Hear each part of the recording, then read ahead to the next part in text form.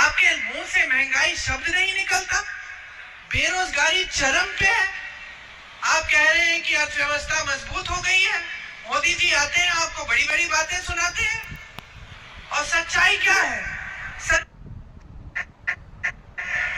कि गरीब से गरीब परिवार आज चाहता है कि पहले मेरे बच्चे की पढ़ाई पूरी होनी चाहिए। वो उसके लिए मेहनत करता है, खून पसीना बहाता है, कर्ज लेता है, कुछ भी करता है। तो तमाम बच्चे आज शिक्षित हैं, किसी की बीटेक, किसी की बीएससी, शिक्षित है, लेकिन किसी के पास रोजगार नहीं है, नौकरी नहीं है। तो आप सोचिए, जो परिस्थितियां मोदी जी ने 10 सालों से इस देश में बनाई है, क्या है? लोकतंत्र का नाम और निशान नहीं रहा। जहां सरकारें चुनी जाती हैं, वहां गिराई जाती हैं धन बल से। जहां लोग उठते हैं, अपनी आवाज उठाते हैं, प्रदर्शन करते हैं, किसानों की तरह उन्हें दबाया जाता है। नौजवानों की यह परिस्थिति हो गई है कि कोई किसी को रोजगार मिलने की आशा भी नहीं है। अग्निवीर जैसी स्कीम लाते हैं, अग्निवीर जैसी स्कीम जिससे बच्चा सेना में जाएगा, देश की रखवाली करने के लिए 4 साल बाद घर आके फिर से बेरोजगार हो जाएगा। शहीद होगा तो शहीद का दर्जा भी नहीं मिलेगा, माता पिता को शहीद का पेंशन भी नहीं मिलेगा। जो अधिकारी हैं हमारे, उनको देखिए, जो सेना में काम करते हैं उनको देखिए। ओआरओपी की स्कीम कांग्रेस पार्टी लाई, 1 रैंक 1 पेंशन। इन्होंने क्या किया? 1 रैंक और अलग अलग पेंशन। जिसको चोट लग जाएगी सीमा पे, टांग कट जाएगी या कुछ हाथ पैर खो देंगे, उनके लिए कोई पेंशन ही नहीं छोड़ा, हटा दिया वो पेंशन। अलग अलग पेंशन बना दिए। शहीद, अगर अग्निवीर शहीद होता है तो इसके लिए कोई पेंशन नहीं। कोई और अफसर शहीद होगा, बड़े घर का होगा, तो उसके लिए पेंशन सही। तो हर स्तर पर, हर जगह इन्होंने जनता के साथ विश्वासघात ही किया है। महंगाई बढ़ती जा रही है, रोकने के लिए कोई इंतजाम नहीं है। हम जहां जहां हमारे प्रदेश है, यहाँ पे आपके लिए 1500 रुपए महिलाओं के खातों में ये शुरू कर रहे हैं हम काम। अलग अलग प्रदेशों में हम 2-2 हजार रुपए डलवा रहे हैं, कर्नाटका में, तेलंगाना में भी डलवा रहे हैं। तो जहां जहां हम राहत पहुंचा सकते हैं, कांग्रेस की सरकारें, कांग्रेस के नेता राहत पहुंचाने का काम कर रहे हैं। और जहां जहां मुसीबतों को बढ़ाने का काम है, वहां आपको भाजपा के नेता मिलते हैं, क्योंकि उनका एक ही मकसद है, सत्ता। किसी भी हालत में, किसी भी तरह से अपने हाथों में रखना। अब चुनाव में आपके सामने आते हैं तो फिर से वही बहकी बहकी बातें, आपके ध्यान को भटकाने वाली बातें शुरू हो गई। फिर धर्म की बात, फिर वही बातें कि कांग्रेस पार्टी आपके मंगलसूत्र चुरा लेगी। अरे 55 सालों से हमारी सरकारें रही, किसी ने आपके मंगलसूत्र चुराए? इंदिरा जी ने तो अपने गहने देश को दिए थे जब जंग थी। मेरी माता जी का मंगलसूत्र देश को कुर्बान हुआ है, मेरे पिता शहीद हैं। और ये लोग कहते हैं हम आपके मंगलसूत्र चुराएंगे। गुजरात गए, मोदी जी कहने लगे कि आपकी 2 भैंसें हैं तो कांग्रेस वाले 1 भैंस चुरा लेंगे। ये फिजूल की बातें हैं। हम लोग हंस लेते हैं, जनता तो हंस रही है, लेकिन गहराई से देखें तो देश के प्रधानमंत्री हैं। यही उनकी सभ्यता है कि चुनाव के समय आकर आपके सामने इधर उधर की बातें करें, महंगाई की बात न करें, बेरोजगारी की बात न करें, यहाँ आपदा हुई, यहाँ राहत दिलवाने की बात न करें, आपकी समस्याएं जो है उनको हल करने की बात ही न करें। इतना अहंकार हो गया है कि अपने आप को देवता समान समझने लग गए हैं। और इतना अहंकार हो गया है कि सोचते हैं कि चुनाव में भी धर्म का नाम लेके हमें बार बार वोट तो मिल ही जाएंगे, हमें काम करके दिखाने की कोई जरूरत नहीं है। तो अब ये पूरा सिलसिला कौन बदलेगा? कौन बदलेगा? हम सब तो हाजिर हैं, लेकिन जब तक आप जागरूक नहीं बनेंगे, जब तक आप नहीं तय करेंगे कि जिस तरह से आपने अपना समाज सभ्य रखा है, उस तरह से आप एक सभ्य राजनीति भी इस देश में फिर से स्थापित करना चाहते हैं, तब तक कुछ नहीं बदलेगा। सुक्खू जी ने कहा कि हमारी सरकार है, प्रियंका जी ने बनाई ये सरकार। नहीं, प्रियंका जी ने सरकार नहीं बनाई, सरकार आपने बनाई। मैं तो सिर्फ आपकी आवाज उठाती हूँ, मैं तो सिर्फ आपको आईना दिखाती हूँ कि देखिए ये हो रहा है देश में, इसको रोकिए, शक्ति आपके हाथों में है। हम सब आपके नुमाइंदे हैं, हम आपके प्रतिनिधि हैं, हम लड़ाई लड़ने के लिए तैयार हैं और हम रोज लड़ रहे हैं। यहाँ हमारी सरकार का एक एक मंत्री, एक एक सदस्य, मुख्यमंत्री जी, उप मुख्यमंत्री जी लड़ रहे हैं। इनकी सरकार पे हमेशा खतरा रहता है, लेकिन ये खड़े रहते हैं, लड़ते रहते हैं, आपके बीच आते रहते हैं। वहां दिल्ली में राहुल गांधी जी 4000 किलोमीटर कन्याकुमारी से कश्मीर पैदल चले, मणिपुर से मुंबई चले, सिर्फ आपकी समस्याओं को समझने के लिए और आपके बीच आने के लिए, सिर्फ ये कहने के लिए कि जिस देश की रक्षा आपके बेटे सरहद पे कर रहे हैं, वो देश एक है, एकजुट रहना चाहिए और उस देश की एकता बनी रहनी चाहिए। राहुल जी को घर से निकालते हैं, संसद से निकालते हैं, तमाम उन पर केस डालते हैं, लेकिन पीछे नहीं हटते, खड़े रहते हैं, लड़ते रहते हैं। हम सब लड़ेंगे और लड़ते रहेंगे आपके लिए।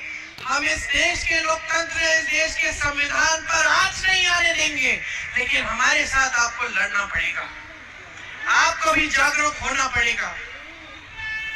इस चुनाव में शुरू से कांग्रेस पार्टी के एक एक नेता ने सिर्फ आपके काम की बात की है। हम गारंटी लाए हैं तो आपके लिए लाए हैं। जिस तरह से प्रदेश सरकार गारंटी को पूरा करने का काम कर रही है, ओपीएस लागू कर रही है, अब महिलाओं के खातों में पैसे डालना शुरू किया है और जैसे ही चुनाव, जैसे आपने कहा, खत्म होगा फिर से शुरू होगा, उसी तरह से हम देश भर में कुछ गारंटी लाए हैं। महिलाओं के लिए जो आपको प्रदेश सरकार से मिल रहा है वो मिलेगा, लेकिन ऊपर से आपको केंद्र सरकार की तरफ से 8500 रुपए हर महीने आपके खातों में डाले जाएंगे। सरकारी नौकरियां 50% आपको मिलेंगी महिलाओं को। पहले के आरक्षणों के तहत नौजवानों के लिए एक अप्रेंटिसशिप का प्रोग्राम लाएंगे, जिससे 1 लाख रुपए एक सालाना आप कमा पाएंगे। आपका हुनर बढ़ाया जाएगा। जब तक आपकी स्थायी नौकरी नहीं होगी तब तक आप अप्रेंटिसशिप का प्रोग्राम करके कमा पाएंगे। नौजवानों के लिए 5000 करोड़ रुपए का फंड लाएंगे, ताकि आप जब अपना कारोबार शुरू करना चाहेंगे तो आप उस कारोबार को बना सकेंगे, आपके लिए सुविधा होगी। पेपर लीक होते हैं, उसके खिलाफ सख्त कानून लाएंगे और 30 लाख खाली पद जो मोदी जी ने खाली छोड़े अपनी सरकार में, वो भरेंगे और आपको हम रोजगार दिलवाएंगे। किसान भाइयों के लिए एमएसपी मतलब न्यूनतम समर्थन मूल्य आपका कानूनी अधिकार बनाएंगे। जिस तरह से आज भोजन का अधिकार इस देश में कानूनी अधिकार है गरीब परिवारों का, मोदी जी देते हैं आपको राशन, कहते हैं आप पे एहसान कर रहे हैं, अपनी फोटो चेप के देते हैं। सच्चाई ये है कि वो कानून कांग्रेस पार्टी ने बनाया जो मजबूर करता है मोदी जी को कि आपको राशन दें। इसी तरह से हम कानून लाएंगे कि न्यूनतम समर्थन मूल्य आपको मिलना ही होगा। इसके साथ साथ किसानों के कर्ज माफी के लिए एक स्थायी आयोग लाएंगे, जिससे जब जब आपको संकट में होंगे और आपको सुविधा की जरूरत होगी, आप जाकर उस आयोग से सुविधा ले पाएंगे। किसान आज खेती के हर सामान के लिए जीएसटी दे रहा है। पेट्रोल डीजल महंगा हो गया है, ऊपर से हर सामान पे जीएसटी है, सारे सामान महंगे हैं। कांग्रेस पार्टी ये कह रही है कि केंद्र में हमारी सरकार आएगी तो हर सामान से, खेती के सामान से जीएसटी हटाएगी, ताकि खेती के सारे सामान सस्ते हों। आज सारे कोल्ड स्टोरेज अडानी जी के हैं। सेब का दाम अडानी जी तय कर रहे हैं, आपको उपज का सही दाम नहीं मिलता। ऊपर से मोदी जी ने जो अमेरिका से सेब आता है उस पे टैक्स कम कर दिया और यहाँ आप जीएसटी पे जीएसटी भर रहे हैं। इसीलिए जब खेती के सामानों से जीएसटी हटेगा तो सब किसानों का फायदा होगा। और जिस तरह से इन्होंने सिर्फ खरबपतियों के लिए सरकार चलाई है, उसी तरह से हम सिर्फ जनता के लिए, सिर्फ आपको अपने पैरों पे खड़े होने के लिए सरकार चलाएंगे। मजदूरों का आज शोषण होता है। हमने तय किया है कि देश भर में प्रतिदिन जो मजदूरी है वो 400 रुपए से कम नहीं हो सकेगी। ये कानून बनाएंगे हम। और जिस तरह से हम गांव में मनरेगा लाए, उसी तरह से हम शहरी मनरेगा लाएंगे, ताकि शहरों में भी 100 दिन की मजदूरी, 100 दिन की जो रोजगार है वो आपके लिए पक्का आपका अधिकार बनेगा।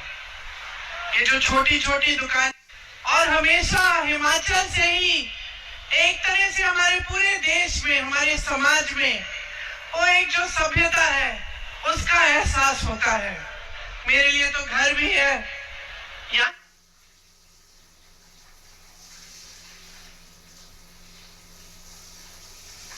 आती हूँ तो बहुत खुशी होती है। सुक्कू जी ने बताया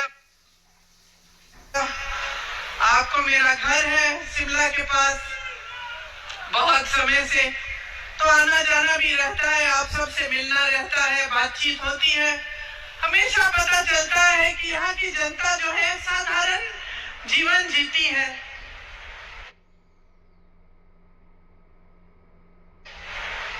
ज्यादा लोगों को उलझाते नहीं हो आप, झूठ वगैरह में पड़ते नहीं हो। सभ्यता है एक समाज की, वो रखते हो। और जिससे मिलती हूँ प्यार से मिलता है हमेशा। जहाँ भी जाऊँ, चाहे किसी दुकान में जाऊँ, चाहे कहीं भी जाऊँ, तो बहुत प्रेम से प्यार से बिठाते हैं, स्वागत करते हैं, और ये आपकी पहचान है। देखिए यहाँ की राजनीति में भी यही सभ्यता रही है, हमेशा से रही है। खासतौर से जो कांग्रेस पार्टी के जो नेता रहे हैं, परमार साहब थे, वीरभद्र सिंह जी थे, सबने बहुत दिल लगाकर और सच्चाई से आपके लिए काम किया। और यही जो आपकी जो समाज की सभ्यता है वो हमारी राजनीति में भी दिखी। तो हमेशा जब भी कांग्रेस की सरकार रही या कांग्रेस के नेता आपके सामने आए तो हमेशा आपकी सेवा के लिए आए। और इस पूरी गहराई से इनकी समझ थी कि जनता सर्वोपरि होती है, जनता से ऊपर हमारे देश में लोकतंत्र में कोई नहीं है। इसी तरह से हमने हमेशा